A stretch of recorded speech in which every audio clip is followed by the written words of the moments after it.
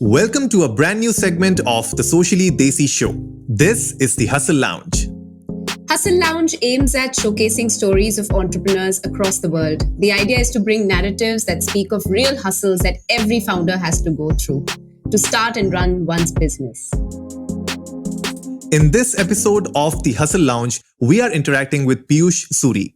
He's the founder and creative director of Handmade in Britain. Handmade in Britain is the leading organizer of contemporary craft fairs in the UK since 2007. Alongside Handmade in Britain, he runs a recipe platform in Berlin called Asian Kitchen. Fantastic. So excited to talk to you today, Piyush. Could you throw some light on your journey as an entrepreneur and how did the idea of Handmade in Britain come about? Well, thank you for having me here, Anurag and Garima. So nice of you to have me here. Well, Handmade in Britain, it is still a journey. It has been a long journey. So I moved to London in 2001 to do my master's from Central St. Martin's College of Art and Design. And I had this course which was really good. And St. Martin is really good of making you as an entrepreneur to start your own business. They never teach you to work for somebody. I think you can call it as a kind of a skill development with them, because they make you your own, you have your own identity basically. So after I graduated, I worked as a freelance designer for many print houses and worked a lot of places. But what I wanted to do was I wanted to have my own label. I wanted to have my own brand, design brand.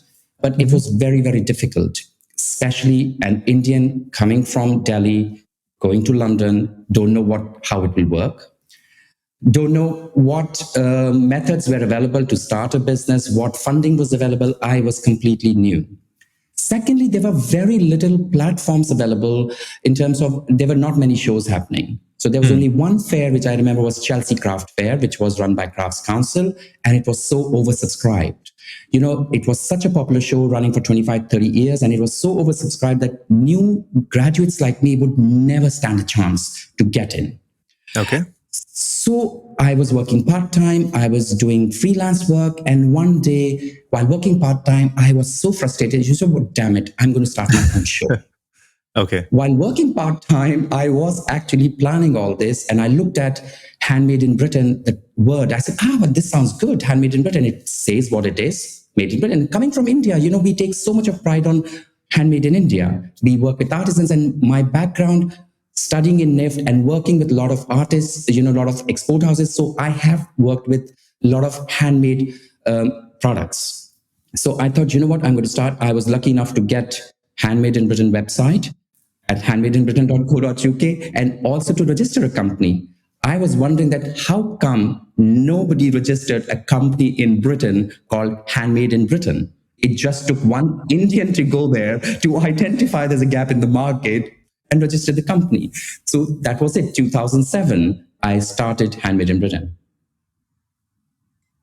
Fantastic. And why, you spoke about India and, as Indians, we take pride in handmade products. Do British folks also take pride in handmade products, or how did this idea come about? Well, in India, I think it's much more evident because India, handmade is more about skill. So it is everywhere, you know. So if you look at our history, if you look at our culture, handmade is embedded in everyday life. Whereas in Britain, handmade is about you are a designer and you are a maker. So it is considered a little bit more luxurious because it's a lot more expensive. So handmade was always there everywhere, but acknowledging it was not that much, you know. So craft has always been in Europe, craft has always been that luxury item, whereas in Asia, craft is always an everyday object. So that is the difference. So that is the difference. So my job as a Handmade in Britain was to bring that, just to say that craft is not just luxury. You know, everybody can afford it. So Handmade in Britain had two messages basically when I started, that for the designer makers, yes, you can make a living. It's not a hobby or it's not just a part-time, because you see here, a lot of people are working part-time, but also doing their craft as a hobby. And whereas people who think craft as a luxury item, oh my God, I can't afford that. So the first thing when they hear about craft is, oh, it's too expensive, I can't afford it. So Handmade in Britain started with the message that no, actually you can afford it. So you can buy things which are handmade, which are not as expensive as you think they might be. So it's all about quality. So as I mentioned before, that the Chelsea Craft Fair, I had visited that show before I started my Handmade in Britain. It was all about luxury, things which quote unquote normal people, normal is a very interesting word to say that, exactly, that they can afford or not afford.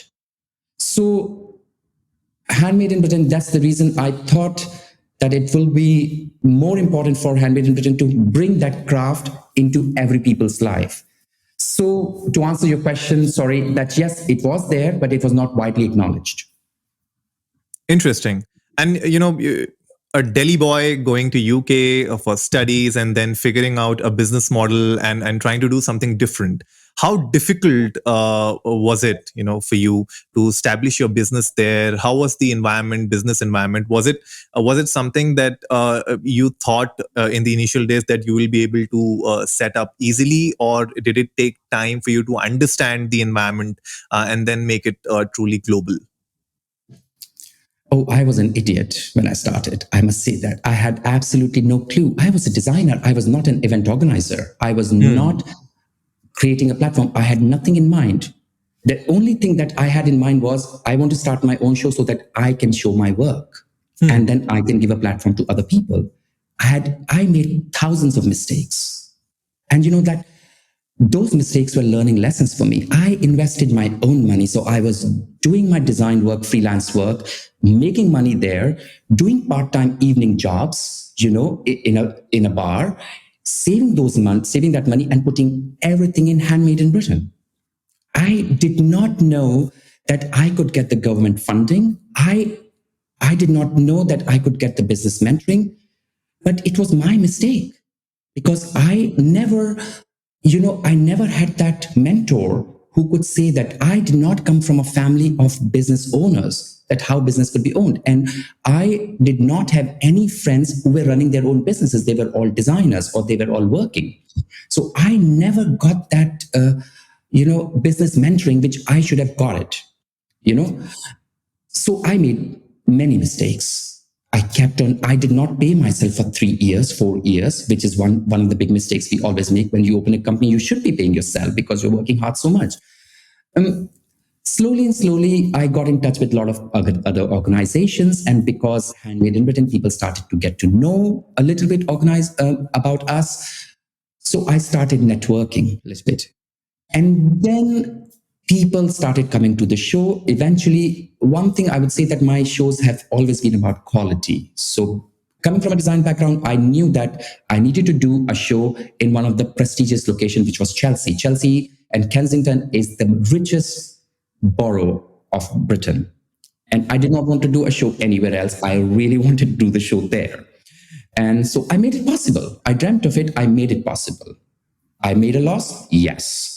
I made 100 mistakes? Yes. But I took them as learning, That learning which I did it practically nobody would have taught me, You can plan for everything to do, but you cannot plan when you're actually in the situation. So I took everything as a learning. I improved. And then you know what? Here I am today. I remember my first show in 2007. It went really bad because my marketing was weak. I was not well connected. The show was put up great. The stands were, not many people turned up to the show. And I remember those 5 English women craftspeople.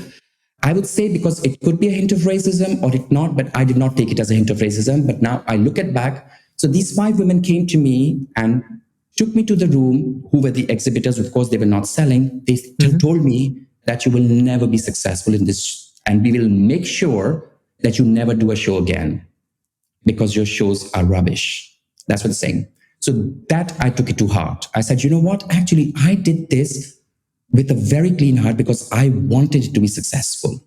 But now I took it as a challenge, and I will show you that who I am and what I can do as Handmade in Britain. 5 years later, 2 of those people actually emailed me that they wanted to do my show. again. And they said that in 2007 we did your show and then it was not good. Can you tell us? I responded, obviously, as a business, I need to detach myself from the emotion, but I never took them back and I will never take them back. Yeah, so many struggles. Still struggling. Every business has struggled, but I did struggle a lot. Yes. Fabulous. But I think the resilience and all your passion just paid off in the right way, right? I think we Indians are born resilient, isn't it? Yeah, true. It's a natural habitat, being resilient. Yeah. Hope and resilience. I think these are the two things which we are taught, if nothing else. Very true. Very true. So, speaking of which, how tough was COVID? Because people were not traveling. You were all about shows. Large gatherings were, just came to an end, and people started to talk about the new normal. I have no idea what that is myself, but I feel old habits die hard, and everybody is back. But what is your take on this? What did you do to your business to be where you are and still be relevant? And I believe you have a show coming up soon as well. So how was this whole journey, that you had in the last 2 years of the pandemic? COVID was hard. If I had to say personally, I think I needed a break, obviously. So personally, it did very well for me. I got to gather my thoughts, got to gather what direction I want Handmade in Britain to go through. In what direction I want Handmade in Britain to go to.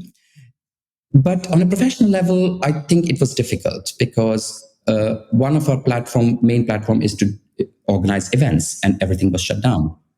But we were lucky that I would not say we were lucky. I would say I was lucky to have partnered with one of my best friends from childhood friends. And in 2019, before COVID, we had opened an e-commerce platform.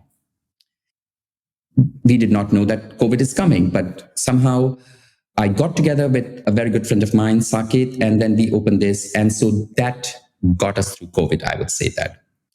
Plus, we did get some funding from the government, Arts Council funding, because we were one of the organizations, a company, a profitable organization. Either you're a charity or you're a business organization. So we were one of those. We were one of the very few crafts organization who got the funding in excess of £100,000 from Arts Council to keep on running the business for what we are doing for the craft sector in Britain. So that was a bit of luck as well. It has changed directions, I would say. Now we are becoming more and more digital. And we realize that people are still scared of traveling. The shows have started happening, but they are at the capacity of half full, probably. Designers, they are scared to do the show because, of course, it's a big expense. When you're doing a show, you spend a lot of money. And if you don't sell or if you don't meet right kind of people, it impacts, because 18 months, nobody did any shows. If organizers like us didn't curate the shows, designer makers did not have any opportunity to do the shows. So it's like a cat and mouse situation, So I think we will continue doing the shows, obviously, but our route is more digital and hybrid models. So we also launched virtual fairs. We were one of the first people, actually we are the first people in the craft sector to launch an interactive virtual craft fair. We are working on it, thanks to Saket, because he has a technology background. And we want to continue with that. We want to create a model which is self-sustainable in terms of we do hybrid for some time and then probably go digital route. No, wonderful. Actually, I was about to ask you about virtual fairs because I've seen a few people do it in the Western world. And in fact, there's one company in India which is actually starting to do something in the similar space. They are experimenting with augmented reality, and they're doing this for artists and designers. So, after the episode, we'll definitely share those details with you. Maybe you would like to explore their, platform as well. But yeah, I mean, do you feel that virtual fairs vis-a-vis your model which you spoke about, the in-person experience of a fair, how difference will that create with respect to showcasing an art? Because sometimes an art can be showcased digitally well, but then the experience of seeing it live in front of you, maybe touching it, or maybe experiencing it through a 360-degree bird's eye view, how does that really affects let's say the business and the whole experience of the customers? I think our target customers are mainly 50 plus. I would say that. So it is a little bit challenging, I would say. It's not difficult, but it's challenging to change them, to make them understand how the virtual fairs work. But having said that, our virtual fairs are gaining traction. We are getting more and more registrations. People are, coming and watching the show because we have some live sessions, we have demonstration videos, but it is nothing as what an actual fair is like. The feeling, people really want to come, people really want to connect and network. They want to see the jewelry in person. So this is also a cat and mouse situation for us as well, that we just continue only with digital or we continue both. But the overheads are much higher, obviously, when you're doing a fair, and when you're doing an interactive virtual fair, the overheads are less. But then you're also catering to a younger market, the millennials and Gen Z. So reaching there. So I feel that virtual events are here to stay. They definitely have a future. If not this year, maybe in 3 years or 5 years. So sooner or later, we all have to catch up with technology. I mean, in 2019, if somebody said that you and me would be speaking like this in different continents, or everybody would be working remotely from home, we'll say, oh, shut up, get out of here. But now Zoom is so normal. So virtual fairs in 3 years' time, I think will be very, very normal. And they're already normal in medical and education sector anyways, the conferences and 3D events now. So why not in art and the craft world? Absolutely. I think, yes, it is here to stay, and it's all about embracing the future as soon as possible and integrating it with your business. And since you're an artist, a designer, you already have the understanding of how things work with respect to organizing and implementing the different business aspects in your fairs. So this is just going to be a new plug that you put in, but has to be curated in a way that, like you said, your audiences are 50 plus. So for you to actually keep them as part of the system and then bring in the millennials and the Gen Zs, that is going to be, I'm sure, a different challenge, but something that we all look forward to.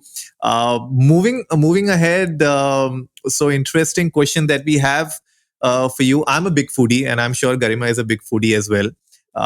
And we just spoke in the start of the episode that you have your own recipe platform.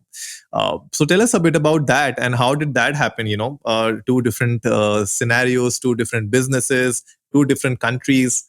How did that happen?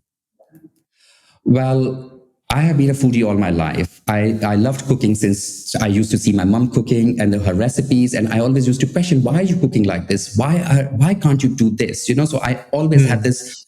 I'd always, as a youngest child, I'm a rebel. I'd always had this rebellious streak in me. So I always had to change the system. I still want to change the systems. Why, is my favorite question. Why are you doing this? So as I said, that 2001, I moved to London, and then I've been going to Berlin quite often. So 2015, I decided that, actually, I want to live in Berlin. And London, I wasn't ready to leave. Berlin, I loved the city because I loved the pace, and I just wanted to slow down a little bit. That's my mantra about slowing down with Handmade in Britain. So I said, I'm preaching. I need to practice that too, obviously. So that made me move to Berlin.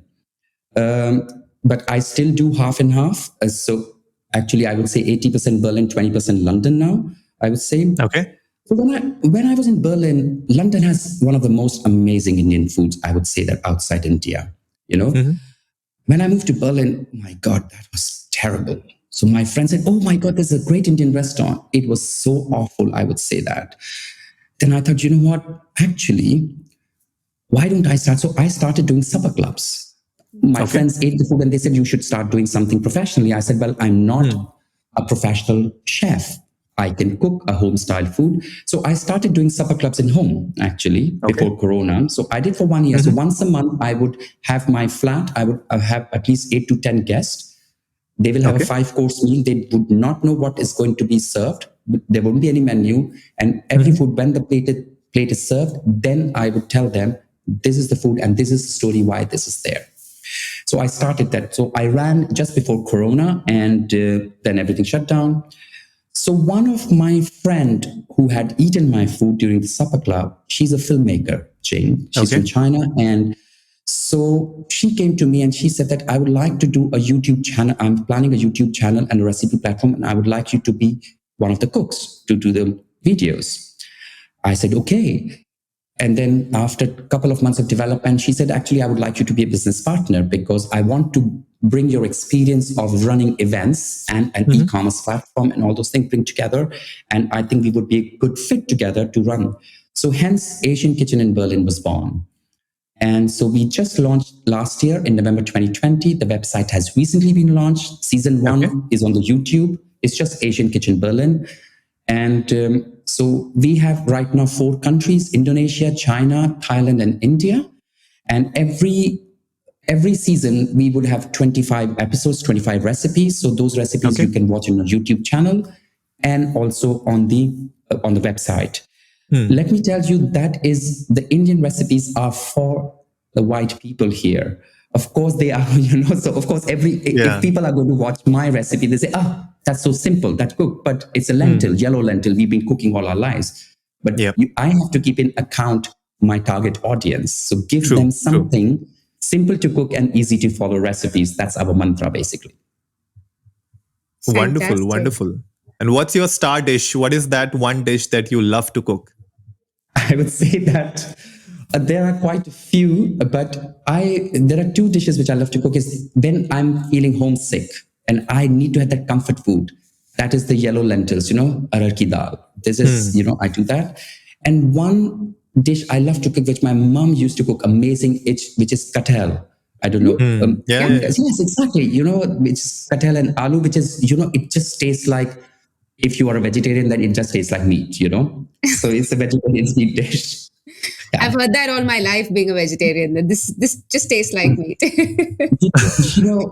I'm flexitarian. So I think Berlin, more and more people are becoming vegan, and most of my friends are vegetarian. So I actually cook just vegetarian food. I hardly cook meat, and I hardly eat meat outside as well. So I was more of a meat eater in India. I'm more of a vegetarian in the West. Interesting. Wonderful. And very, very different startups, Piyush, but there are interesting synergies, like you speak about slowing down, you speak about embracing handmade. So there are many similarities in the 2 businesses, as they are different as well. But were there any learnings that you had from your first startup? And you also mentioned your business partner sort of embraced your previous experience as an e-com owner and as a craft fair expert. Were there any core learnings that you had from Handmade in Britain, which translated into sort of streamlining effort towards Asian Kitchen?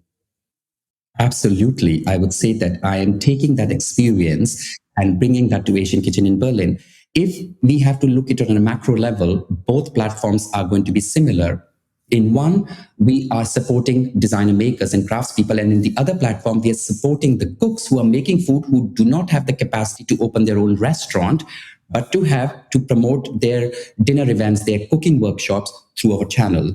So one thing I forgot to tell you guys before was, it's just not a recipe platform. It's also a platform where it will be an e-commerce marketplace where all the cooks can sell their spices or chutneys or things, homemade things. Plus, they can run their cooking workshops and dinner events through our platform as well. So it is, as you see, that's on a macro level, they both are very similar. We plan to do events through this. We want to launch Asian Food Festival in Berlin in 3 years' time, once we have enough, So that brings my experience of running an event, e-commerce event. So everything what I think I'm learning, and I've gathered experience from Handmade in Britain, I think I'm applying to that Asian Kitchen in Berlin. And although the language is difficult, obviously. So I have just done B1 level of German, but that would be like 8-year-old speaking German, not the, not the language you want to Yeah. run business in, obviously. So, but yes, slowly and slowly, covering one step at a time. Fantastic, Piyush, and we wish you well. So excited to hear about both the businesses, and very, very excited to sort of know about your hustles and how you've overcome them. It's not the it all sounds easy, and hindsight is 2020, and you can always go and say I could have done this and I made 1,000 mistakes, but to come up front, talk about it, and I think it's great learning for everybody who's watching this or listening to this episode. So thank you so very much for sparing your time today. You're welcome. Can I just add one more thing? I think the hustles never stop in a business. And if somebody listening to this and are looking to start a business, I would say that please never wait till the perfect moment, because the perfect moment never comes. You will always have to learn. But one thing comes with experience. What my experience has taught me, that I've learned to say no and learned to analyze things much better, because when you're young in business, you take every opportunity, which is fine, because that becomes a learning curve. But after a while, you analyze and you can, detach yourself, from the whole situation and see what is going to benefit you as a person or in a business. Both, it's a very fine balance. So hustles are still coming. I think either you can say that I've become a little bit more experienced, or I've become a little bit more, detached from the situation. So it becomes a little bit easier with time. But struggles will always be there if you're becoming a business owner, Thank you so much, Piyush, for being on the show today. It has been a lovely, fantastic discussion. And I'm sure people listening and watching us on YouTube and as well as on Spotify and wherever you are, they must have gained a lot many good insights. And anything else, guys, you want to check out or you want to ask Piyush, feel free to reach him out or reach us out. We'll help you to get in touch with him. Apart from that, go check out Handmade in Britain. It's a perfect website to gift or buy something that you truly want, and that's made with love. So keep showering your love, and do let us know if you have some powerful entrepreneurs that we can speak to. And until next time, keep hustling.